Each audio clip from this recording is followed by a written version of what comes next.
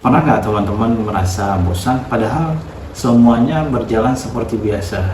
Keluarga baik, pekerjaan kita baik, kita hubungan dengan rekan juga baik. Tapi meskipun begitu, kita entah kenapa terasa bosan, terasa lelah, terasa jenuh dengan kegiatan kita sehari-hari. Jika teman-teman sedang merasakannya, jangan khawatir, karena teman-teman itu bukan orang pertama yang mengalaminya. Hampir semua orang pasti ada masa-masa di fase ini. Dan menariknya teman-teman, para pakar dari filsuf atau psikologi atau bahkan dari dunia sufisme itu telah merumuskan teman-teman. Dan beliau ini sepakat satu hal, bahwa kebosanan itu bukan hanya persoalan hati. Ia adalah pesan jiwa yang sedang ingin didengarkan. Karena ini memang semua orang mengalaminya, jadi mari sama-sama kita dalamin persoalan-persoalan kejenuhan dan kebosanan ini yang mungkin kalau misalnya sembuh sementara. Nah, hari ini kita coba ulik secara dalam bagaimana caranya kita bisa menerima, bukan menolak. Karena memang rasa bosan itu setiap orang pasti mengalaminya. Jadi kita coba menerimanya dan bagaimana kita tanggapinya supaya energi rasa bosan itu menjadi positif untuk diri kita. Kalau kita lihat dari segi psikologi modern, keadaan bosan ini bisa didefinisikan yaitu suatu kondisi di mana seseorang itu hilang gairahnya atau minatnya terhadap aktivitas yang dilakukan, dan bahkan dia sama sekali tidak ada lagi motivasi terhadap kegiatan yang dilakukan, baik secara emosional ataupun kognitif. Namun teman-teman, kalau dalam psikologi eksistensial, hal ini tidak sesederhana itu. Beliau mengulik lebih dalam seperti disebutkan oleh seorang psikiater terkenal, Viktor Frankl, bahwa kebosanan itu muncul karena seseorang itu kehilangan makna dengan apa-apa yang dilakukannya. Jadi motivasi awalnya sudah hilang. Jadi dia hanya melakukan pekerjaan rutinitas saja. Di sini kadang-kadang kita menilai bahwa orang yang bosan itu karena kurang aktivitas. Padahal tidak seperti itu. Kebosanan itu biasanya muncul bukan karena kita kurangnya aktivitas, tapi karena kita itu setiap aktivitas itu tidak terarah.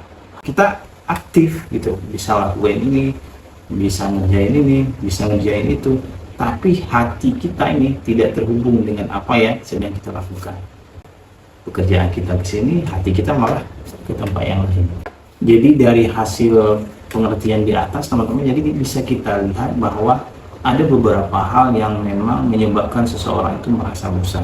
Yang pertama itu karena memang kehilangan makna. Dan yang lebih terasa itu misalnya pekerjaan sehari-hari hanya monoton, besoknya diulang seperti itu lagi, besoknya seperti itu terus, tanpa ada dalam artian makna yang terkandung untuk apa pekerjaan ini dan bagaimana saya supaya senang dengan apa yang saya kerjakan.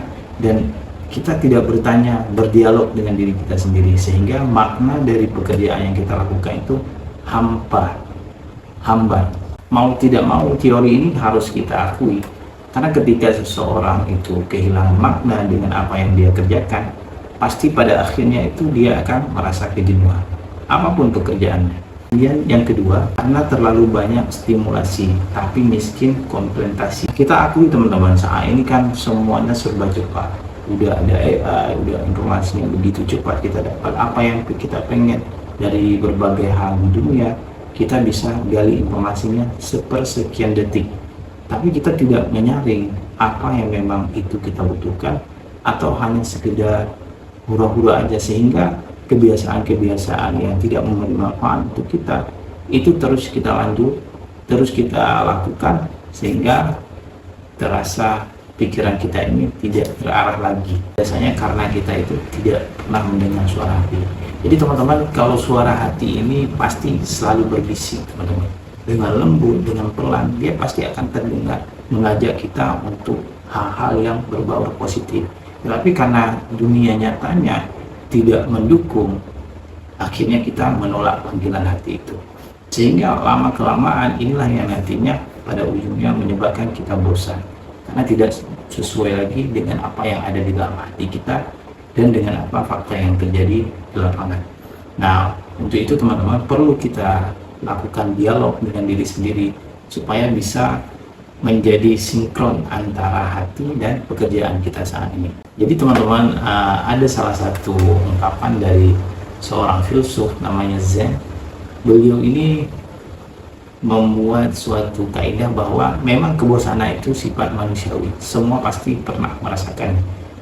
Dan di sini beliau menarik suatu ungkapan bahwa kebosanan ini adalah pintu awal untuk menuju keheningan. Karena ketika hal-hal yang di luar sudah gagal menarik perhatian kita, barulah kita berani melihat di dalam. Memang benar adanya kan, saat dunia di luar itu tidak memberi sensasi lagi untuk kita, nah disitulah kita baru melihat batin kita atau hati kita ini. Tentu hal kebosanan ini menjadi suatu masalah kalau memang tidak kita tanggapi dengan sebaik mungkin. Untuk itu teman-teman, para ahli telah menyebutkan ada beberapa hal nih yang mesti teman-teman lakukan kalau misalnya kebosanan itu datang. Bukan kita menolak, enggak, tapi kita menyambutnya dengan cara yang benar. Yang pertama, jangan buru-buru melarikan diri. Kita kadang-kadang sering tuh ketika rasa bosan itu datang, kita alihkan. Misalnya buka media sosial, atau healing, atau bermain game. Nah itu semua memang benar adanya, kita itu telah menghilangkan rasa bosan. Tetapi ketika kita kembali lagi, rasa bosan itu muncul. Karena kita memang tidak menjawab dari apa penyebab kita bosan. Untuk itu cobalah teman-teman itu ketika rasa jenuh itu datang, coba duduk dengan tenang, dengarkan apa yang menyebabkan diri kita jenuh itu. Seakan-akan kita berdialog dengan diri sendiri sebagai teman gitu.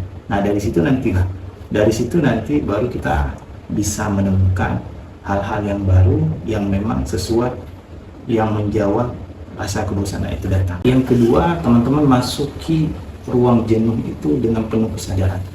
Ini bukan berarti kita mau menulis jurnal, enggak, atau kita mau mengeluh gitu, kenapa saya jenuh, enggak seperti itu. Artinya kita ingin menelusuri secara mendalam kenapa saya bisa jenuh hari ini, dan kita ulangi sebaik mungkin jawaban-jawabannya. Mana tahu dari hasil itu kita melihat ada pergeseran niat kita. Yang awalnya dulu itu kita bergairah bekerja di sini, dalam perjalanan kita merasa bosan, kita kaji dulu nih niat kita nih, mungkin sudah ada pergeseran sehingga kebosanan itu muncul. Ketiga, teman-teman harus mengembalikan semua aktivitas teman-teman itu kepada yang memberi makna.